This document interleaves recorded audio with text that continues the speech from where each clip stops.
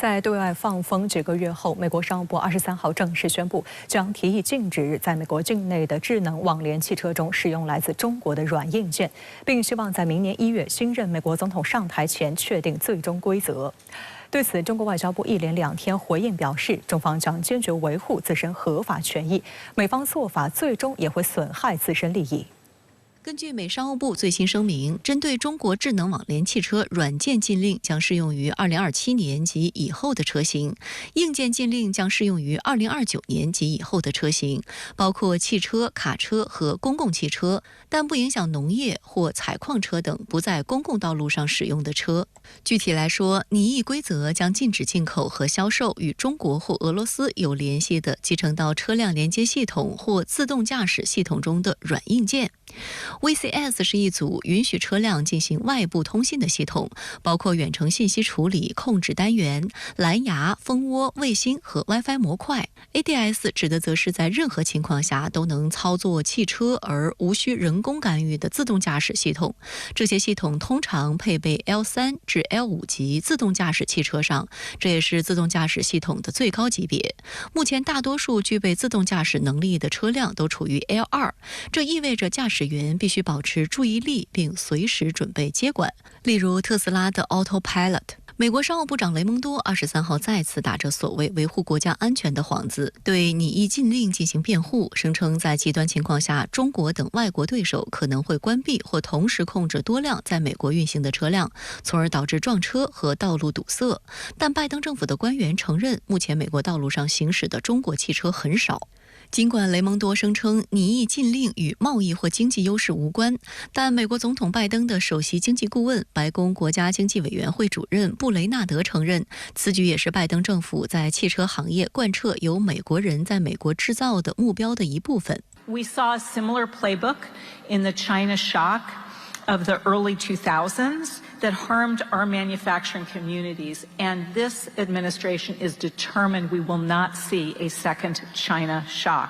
外界注意到，作为重度汽车爱好者的拜登，在其2020年的大选电视广告中就提到要重振美国汽车业，并大力发展美国制造的电动汽车。 I believe that we can own the 21st century market again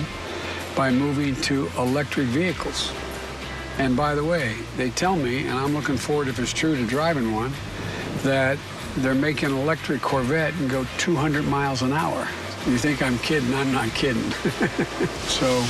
I'm excited about it. 对于美国的最新打压举措，中国外交部一连2天进行回应，表示美方应停止以国家安全为名行打压遏制他国之实，为各国企业营造开放、公平、透明、非歧视的营商环境。中方也将坚决维护自身合法权益。美方针对特定国家企业及产品采取歧视性做法，违反世贸组织的基本原则，扰乱国际贸易投资，破坏全球产供链稳定，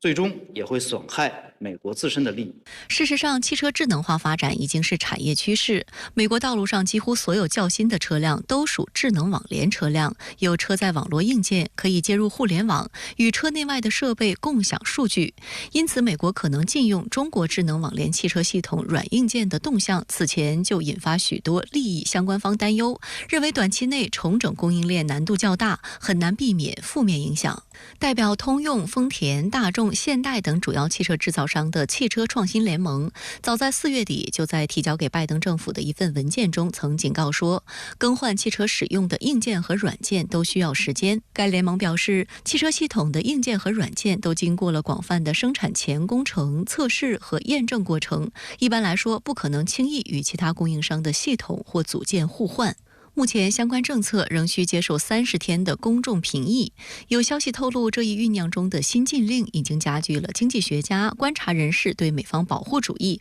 对华脱钩不断升级的担忧。一些专家指出，美方不顾及经济成本而推动保护主义，最终可能导致自身产业落后。美国商务部信息和通信技术办公室主任利兹坎农透露，基于这项新规，美企通用汽车和福特汽车或将被要求停止往美国进口在中国组装的车型，迫使他们转移在中国的生产线。美国现在采取这样的一种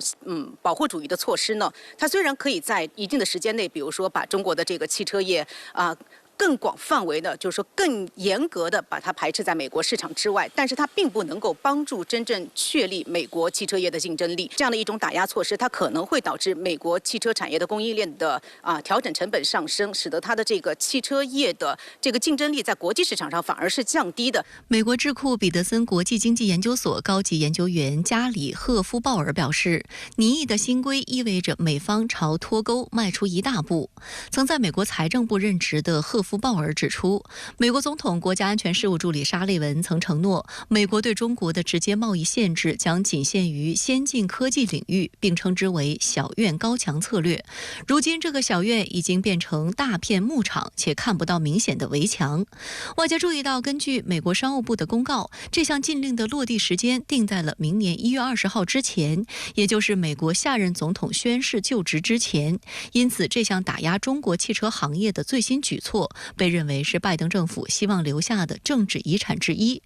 实际上，这项拟议的禁令经过了长达10个月的酝酿。去年11月，一些美国国会议员对中国公司在美国测试自动驾驶汽车时收集和处理敏感数据提出了所谓警告，并对10家主要公司提出了质询。今年2月，拜登宣布对中国制造的网联汽车展开调查，并在7月对这项规则进行了完善。我对中国电动车加征100%的关税后，美国商务部又建议全面禁止联网汽车使用中国软硬件。那您分析这究竟是怎么回事呢？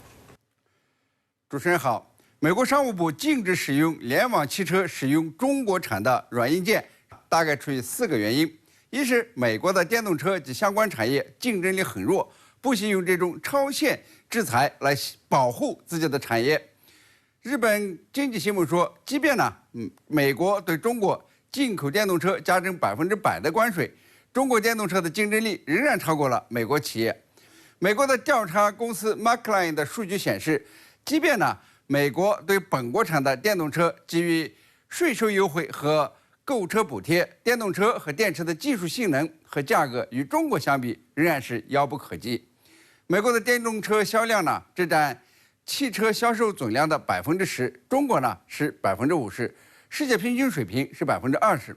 二是为了美国的大选，美国政府希望民主党候选人哈里斯获胜。新能源汽车是民主党和拜登极力推动的产业，并且通过了通胀削减法案，给每个购买美国制造的电动车的用户$7000补贴。但是这个政策对美国电动车产业好像没起到什么作用。共和党特朗普则认为那是浪费纳税人的钱。在两党都比赛谁反中国更猛时，民主党政府先出手，目标之一就是要哈里斯获胜。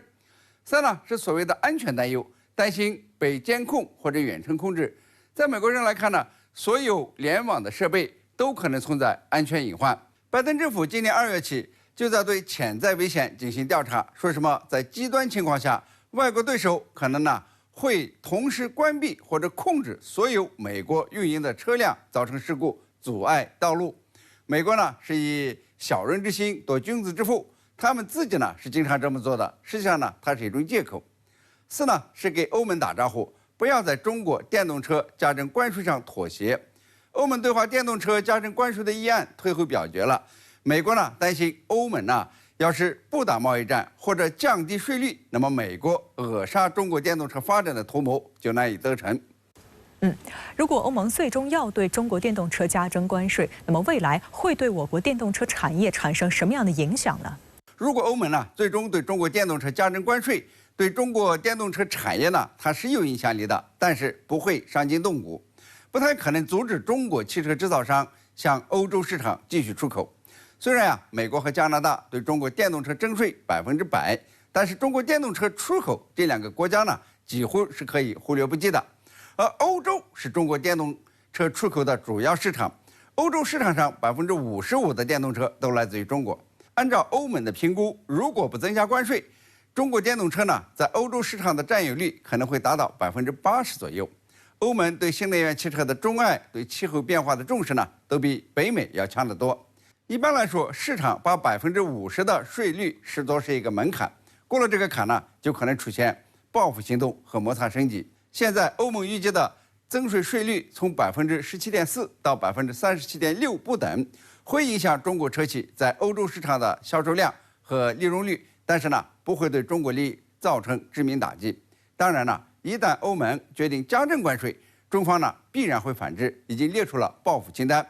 由于中国采取的是点对点反制措施，那些投票支持增税的国家呢，是一定会被打同的。